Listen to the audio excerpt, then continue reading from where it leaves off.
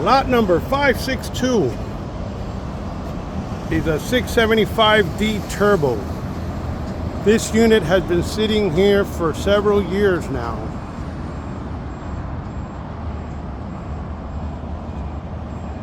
As you can see, it's got a clamshell bucket.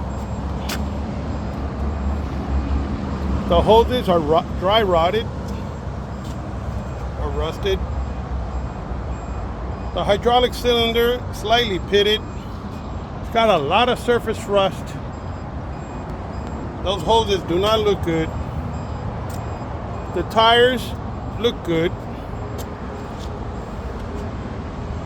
The stabilizer cylinder looks good. All these hoses look dry rotted to me.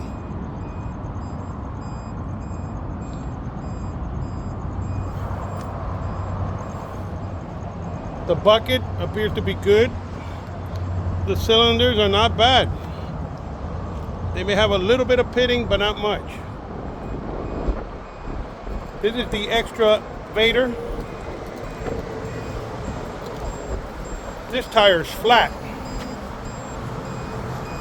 and so the front one is off the rim. This is a 4x4 model. I got the jump box. I'm gonna start it up. Remember, it's been sitting forever, so I'm gonna hit the switch now, see if I can start it up. The seat is torn. It's got 2,700 miles.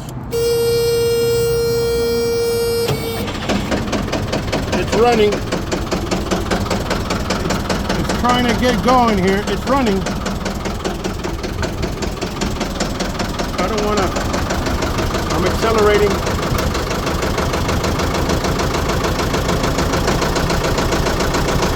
The jump box may cut off. It's been sitting forever, so let's let it run for a while. This thing has been started for years. I can't believe it's running.